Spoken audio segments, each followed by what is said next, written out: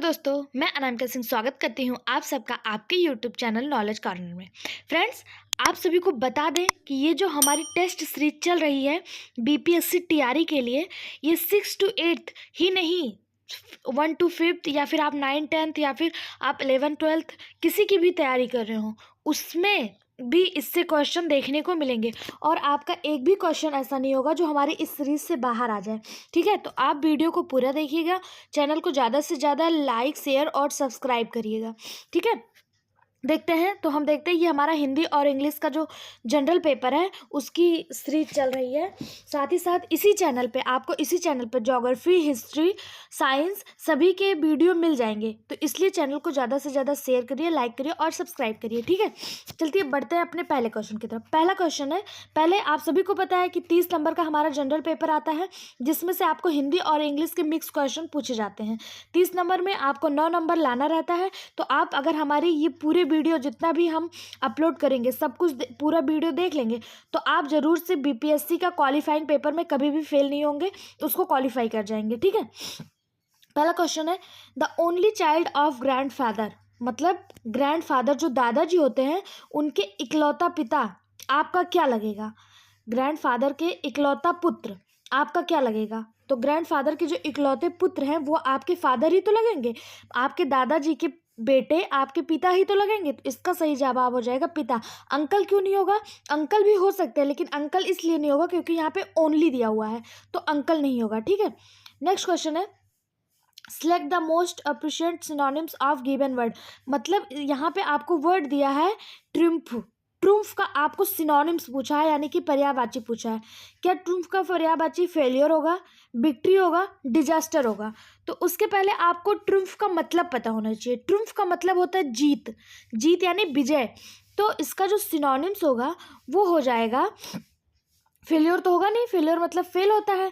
Victory मतलब क्या होता है? विक्ट्री मतलब जीत होता है। ठीक है, और बात करें डिजास्टर की, तो डिजास्टर मतलब आपदा होता है। आपदा, जैसे कोई आपदा आ गया, कोई जोखिम आ गया तो वो डिजास्टर होता है। बाकी यहाँ पे जो इसको सिनोनिम दिया है वो विक्ट्री है। विक्ट्री का मतलब भी जीत होता है और ट्रिम्फ का मतलब भी जीत ही होता है।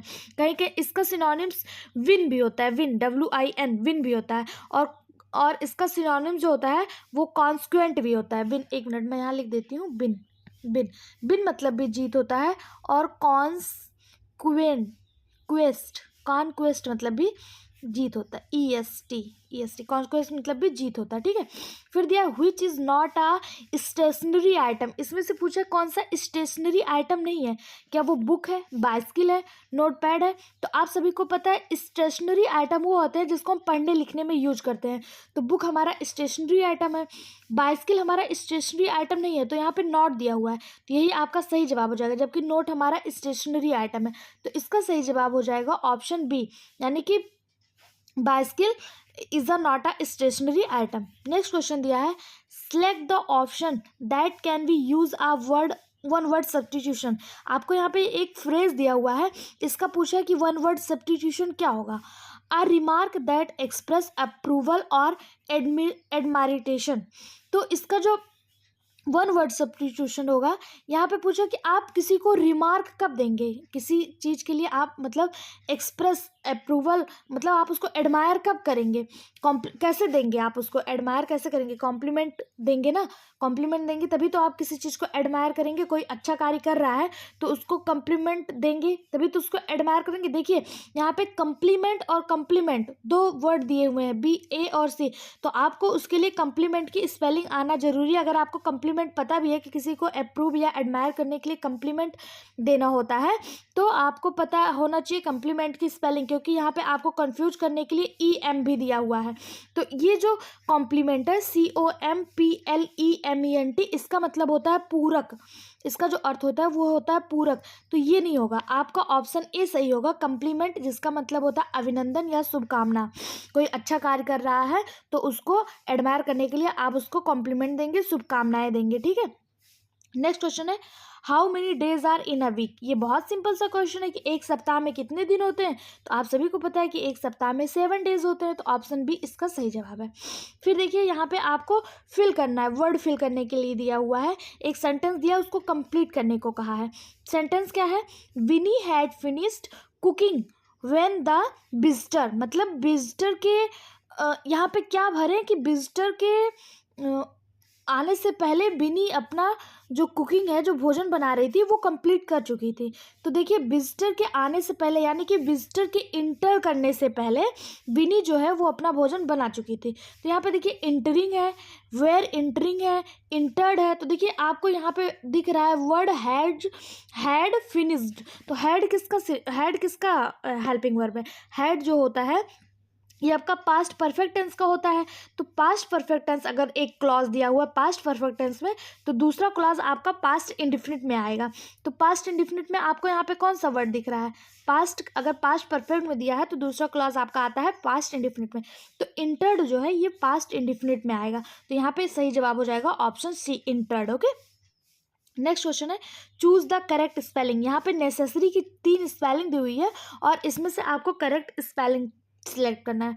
तो देखिए नेसेसरी की जो करेक्ट स्पेलिंग होती है, नेसेसरी मतलब आवश्यक होता है, वो उसकी करेक्ट जो स्पेलिंग है वो है NECESSARY, नेसेसरी।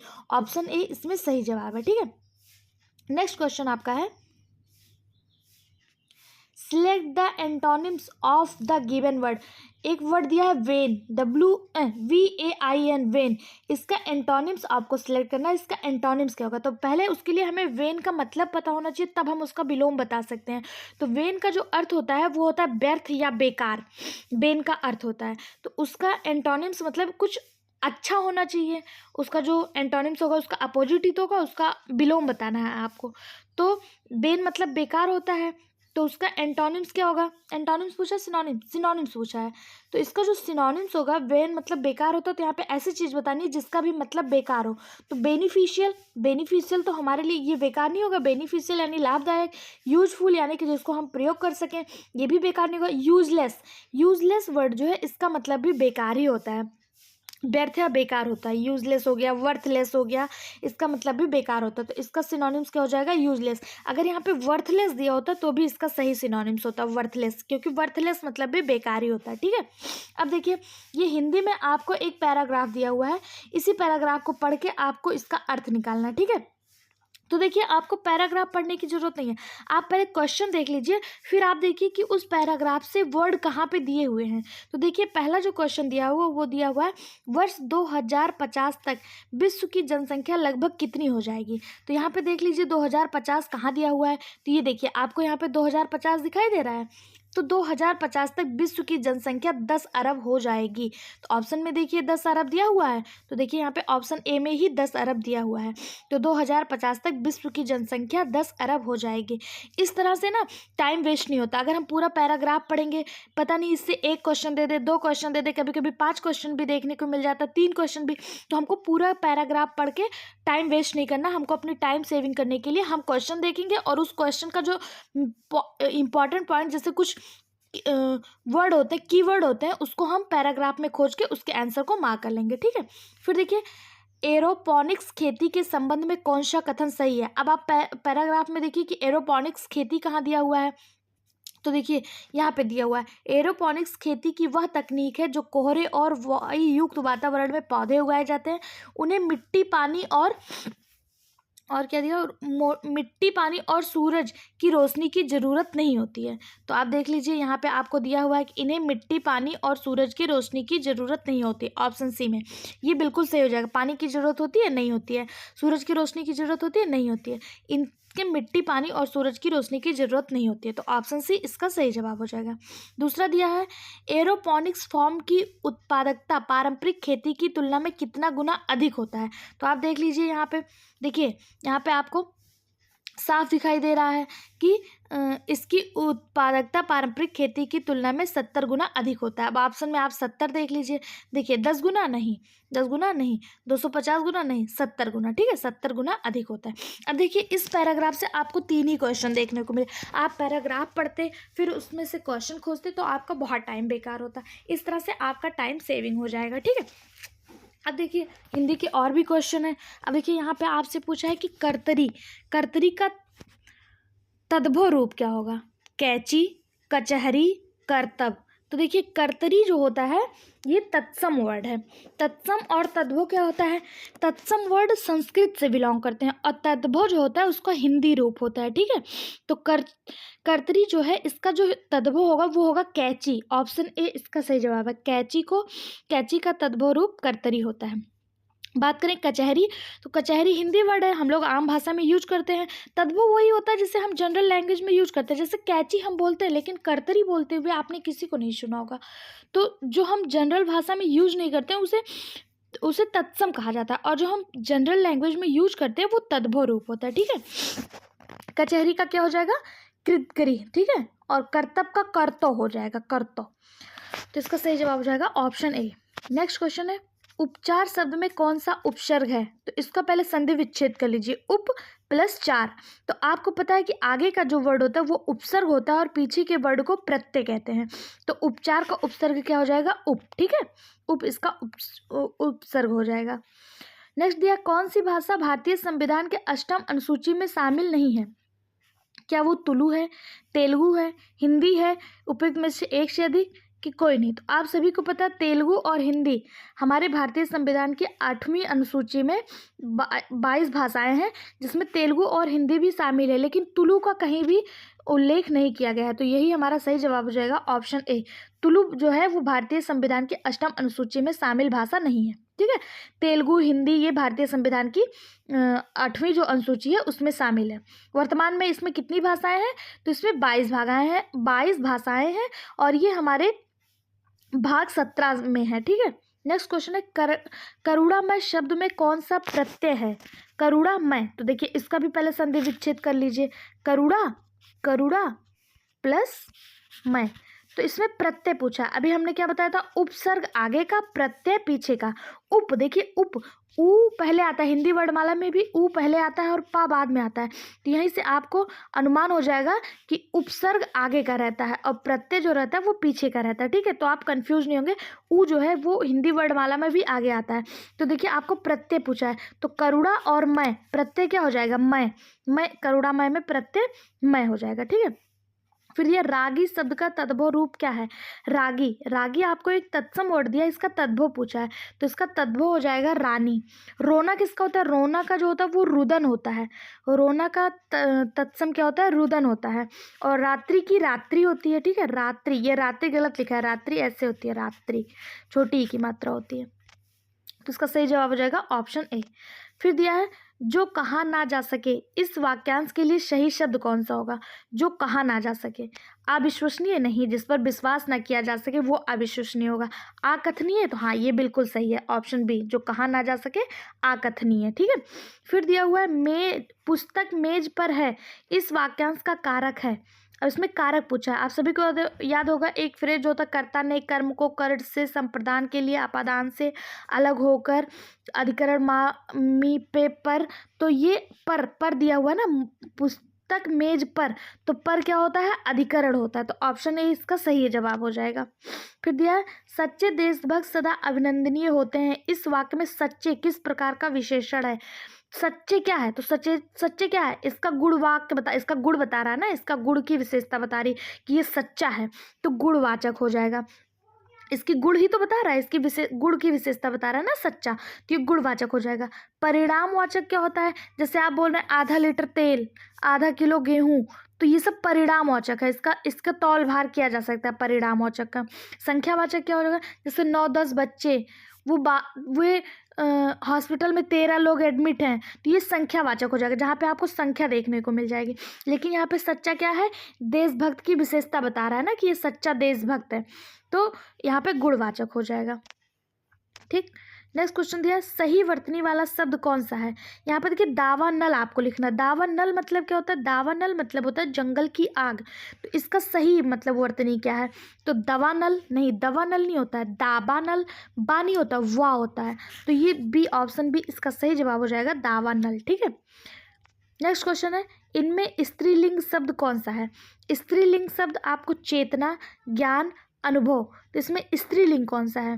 तो चेतना जो है ये स्त्रीलिंग है, बाकी ज्ञान और अनुभव आपका पुल्लिंग वर्ड है, ठीक है। तो इसका सही जवाब हो जाएगा ऑप्शन ए। नेक्स्ट क्वेश्चन है इनमें से कौन सा शब्द कलम का पर्यायवाची शब्द नहीं है? कमल दिया, सॉरी कलम नहीं दिया, कमल दिया है। कमल का पर्यायवाची लेखनी नहीं होगा, लेखनी कलम का पर्यायवाची होगा, जबकि कमल का पर्यायवाची नीरज और जलज है। कमल का पर्यायवाची क्या है? नीरज और जलज। कमल के और भी पर्यायवाची होते हैं, जैसे नीरज, जलज, सरोज, पंकज, अंबुज, सतदल, अरविंद, राजीव, पद, पुंडरीक, ये सब कमल के पर्यायवाची। कमल में जो सबसे ज़्यादा पूछा जाने वाला पर्यायवाची है वो है इसका पर्यायवाची पुंडरीक। पुंडरीक अक्सर एग्जाम में देखने को मिलता है और ये हमारे टीआरई एग्जाम में पूछा भी गया है कि पुंडरीक किसका पर्यायवाची है। तो पुंडरीक जो है ये कमल का पर्यायवाची है, ठीक है, जबकि लेखनी कलम का पर्यायवाची है। इसमें से दिया विलोम शब्द, आपको विलोम शब्द अगम का विलोम बताना है। अगम, अगम का विलोम होगा सुगम, ठीक है, अगम का विलोम क्या हो जाएगा? सुगम। ये ऑप्शन सी इसका सही जवाब है। नेक्स्ट क्वेश्चन दिया है विलोम शब्द, इसमें भी विलोम बताना है। किसका विलोम बताना है? कठोर का। कठोर का विलोम क्या हो जाएगा? कोमल। न्यून का क्या होगा? ज्यादा। कृत्रिम का क्या हो जाएगा? प्राकृतिक, ठीक है। नेक्स्ट क्वेश्चन है मौखिक। मौखिक का विलोम क्या होगा? मौखिक का विलोम होता है लिखित, ठीक है, मौखिक का विलोम होता है लिखित। पठित का अपठित, कथित का अकथित और मौखिक का लिखित। तो इसका ऑप्शन ए सही जवाब हो जाएगा। नेक्स्ट क्वेश्चन है शुद्ध वर्तनी का चयन कीजिए। यहाँ पे आपको वर्ड दिया हुआ है और इसमें से अतिथि का शुद्ध वर्ड बताना है। क्या अतिथि होगा या अतिथि होगा या अतिथि होगा? तो देखिए अतिथि वर्ड का उद्भव कहाँ से हुआ? तो अतिथि वर्ड का उद्भव तिथि से हुआ है। ऐसा व्यक्ति जो बिना तिथि निर्धारण के ही आ जाए, जिसके आने की कोई तिथि डिसाइड ना हो। तो इसी तिथि को हम कैसे लिखते हैं? तिथि यानी तारीख, इसको हम ता पे छोटी मात्रा, थी पे छोटी मात्रा लिखते हैं। तो इसी में हम आ लगा देंगे तो ये हो जाएगा हमारा अतिथि, ठीक है। ऑप्शन सी इसका सही जवाब हो जाएगा। नेक्स्ट क्वेश्चन है मारुत शब्द का पर्यायवाची बताइए। मारुत का पर्यायवाची आपको बताना है। तो मारुत का पर्यायवाची होता है वायु। देखिए मारुत नंदन, हनुमान जी को कहा जाता है ना वायुपुत्र, मारुत नंदन। तो मारुत का पर्यायवाची हो जाता है वायु। आप सभी को मतलब कभी भी नहीं भूलेगा मारुत का पर्यायवाची, अगर आप ये ध्यान में रख लेंगे कि हनुमान जी को मारुत नंदन कहा जाता है या फिर वायु नंदन कहा जाता है, तो मारुत का पर्यायवाची वायु होता है। मारुत के और भी पर्यायवाची होते हैं, यानी कि हवा के, वायु के और भी पर्यायवाची होते हैं। क्या क्या होता है? वायु होता है, हवा होता है, अनिल, समीर, वात, श्वसन, ये सब आपके मारुत के यानी कि वायु के पर्यायवाची हैं। तो ऑप्शन ए इसका सही जवाब हो जाएगा। नेक्स्ट क्वेश्चन है व्योम का पर्यायवाची। व्योम का पर्यायवाची आकाश होता है। व्योम मतलब क्या होता है? आकाश। आकाश भी इसका पर्यायवाची होता है। इसके और भी पर्यायवाची हैं, जैसे गगन हो गया, नभ हो गया, अंबर हो गया, शून्य हो गया, अभ्र हो गया। ये सब गगन के पर्यायवाची हैं, यानी कि आकाश के पर्यायवाची हैं, ठीक है। नेक्स्ट क्वेश्चन है हिंदी भाषा में वचन कितने प्रकार के होते हैं? हिंदी भाषा में वचन जो होते हैं वो दो प्रकार के होते हैं, एक स्त्रीलिंग एक पुल्लिंग, ठीक है। सॉरी एक वचन और बहुवचन। वचन जो होते हैं वो दो प्रकार के होते हैं, एक वचन और बहुवचन, ठीक है। नेक्स्ट क्वेश्चन है निम्नलिखित विकल्पों में मृत कौन सा शब्द स्त्रीलिंग है? उत्साह, चक्रव्यूह या मृत्यु? तो देखिए इसमें आप ना स्त्रीलिंग और पुल्लिंग कैसे जानेंगे? किसी भी, जैसे किसी की मृत्यु हो जाती है, इसका एक सेंटेंस बना लीजिए। सेंटेंस बनाने से आपको पता चल जाएगा कि ये स्त्रीलिंग है या पुल्लिंग है। देखिए किसी की मृत्यु अगर हो जाती है तो उसे क्या कहते हैं? मृत्यु हो जाती है, उसकी मृत्यु हो गई, हो गया नहीं, उसकी मृत्यु, चाहे जेंट्स कोई खत्म हो चाहे कोई लेडीज की मृत्यु हो, तो आप मृत्यु हो गई ही कहते हैं, हो गया कभी नहीं कहते हैं। तो इससे पता चल रहा है ये स्त्रीलिंग है, ठीक है। तो ऑप्शन सी इसका सही जवाब हो जाएगा। दोस्तों ये हमारा जो जनरल पेपर है उसका इम्पॉर्टेंट जो सीरीज़ है ये चल ही रहा है। साथ ही साथ आपको हमारे इसी चैनल पे जनरल स्टडी, साइंस और ज्योग्राफी, हिस्ट्री सबके वीडियो आपको मिल जाएंगे, सबके क्लासेस चल रहे हैं, ठीक है। तो आप चैनल को ज़्यादा से ज़्यादा शेयर करिएगा, लाइक करिएगा और सब्सक्राइब करिएगा। हमें मोटिवेट करने के लिए अपना महत्वपूर्ण कमेंट भी बताते रहिएगा, ठीक है। वीडियो को पूरा देखने के लिए आप सबका धन्यवाद।